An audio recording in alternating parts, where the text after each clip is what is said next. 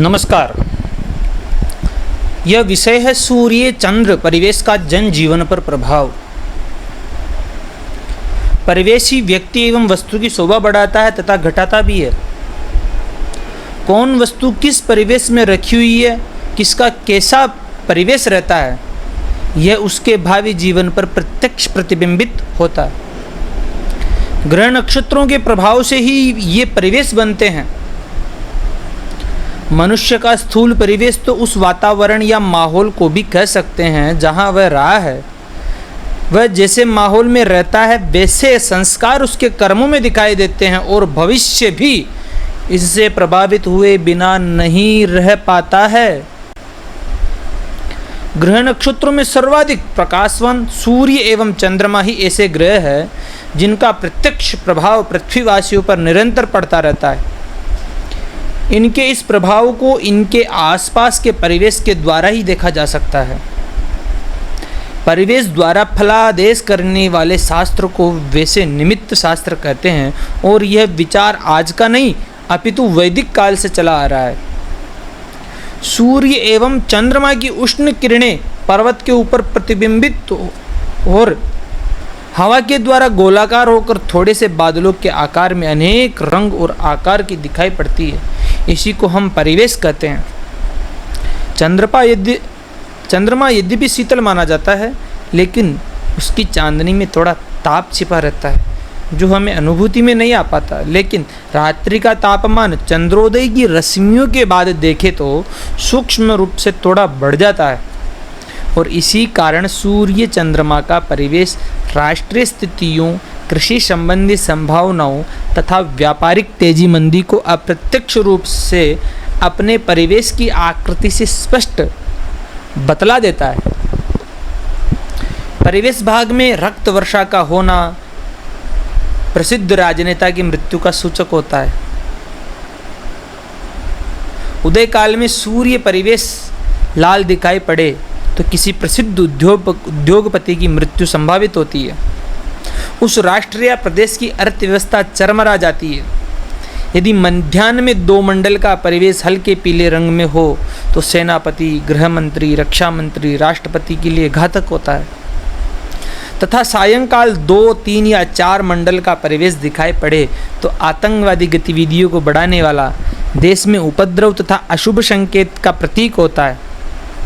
यदि परिवेश के अंदर ऐसा दिखाई पड़े तो सघन आबादी वाले स्थानों, नगरों, कस्बों में आमजन परेशान होते हैं तथा यदि रेखा बाहर दिखाई पड़े तो देश एवं प्रदेश में अमन, चैन, पर्याप्त वर्षा तथा अच्छे संवत की संकेत प्रदाता होती है।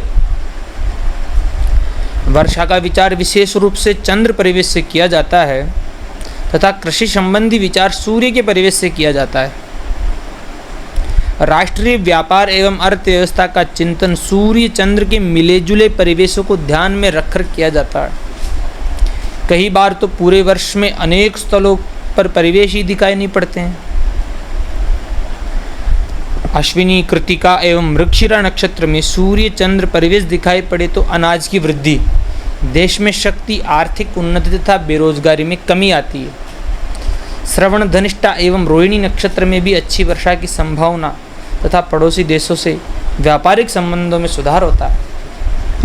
भरणी एवं अश्लेषा नक्षत्र में होने पर लोकप्रिय नेता का वियोग, अन्न की कमी, संक्रामक रोग, प्राकृतिक आपदाओं के कारण जनधन की हानि व उपद्रव की संभावनाएं भी बढ़ी रहती है।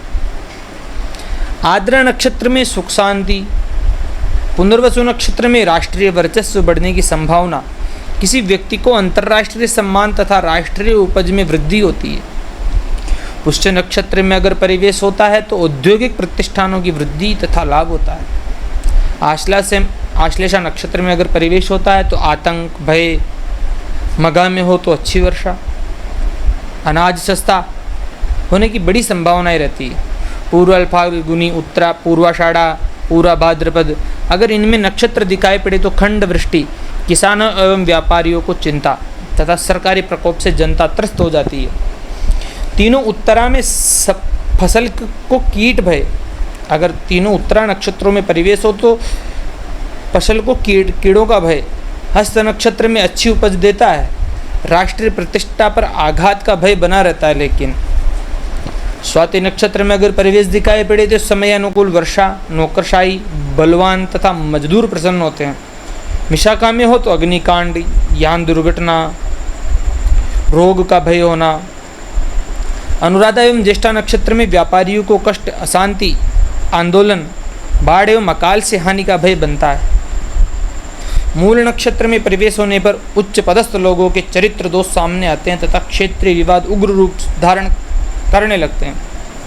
पूर्वाषाढ़ा तथा उत्तराषाढ़ा में परिवेश से धन धान्यों पशुओं में वृद्धि, अंतर्राष्ट्रीय मुद्रा कोष में वृद्धि, राजनेताओं में एक रूपता बनती है।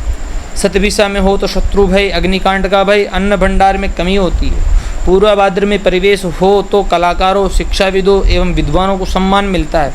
उत्तरा भाद्रपद में यांत्रिक एवं अभियांत्रिक क्षेत्रों में आशातीत वृद्धि एवं सफलता प्राप्त होती है। रेवती नक्षत्र में हो तो जनता में अमन चैन बनता है। इन परिवेशों की आकृति, रंग, छोटे बड़े व घुमावदार स्वरूप के आधार पर फलादेश में थोड़ा फेरबदल भी संभव हो सकता है। यदि सूर्योदय काल में सूर्य परिवेश दिखाई पड़े तो साधारणतः अच्छी वर्षा का सूचक हुआ करता है। मध्याह्न में परिवेश सूर्य के चारों तरफ गोलाकार हो जाए तो आगामी 4 दिनों तक अच्छी वर्षा की संभावना बनती है। सूर्य परिवेश विशेष रूप से फसल स्थिति को स्पष्ट करने वाला होता है, लेकिन यदि सूर्योदय से सूर्यास्त तक परिवेश बना रहे तो महाकाल का सूचक होता है। वैशाख ज्येष्ठ का परिवेश फसल की बर्बादी का परिचायक अवश्य हो ही जाता है। धन्यवाद।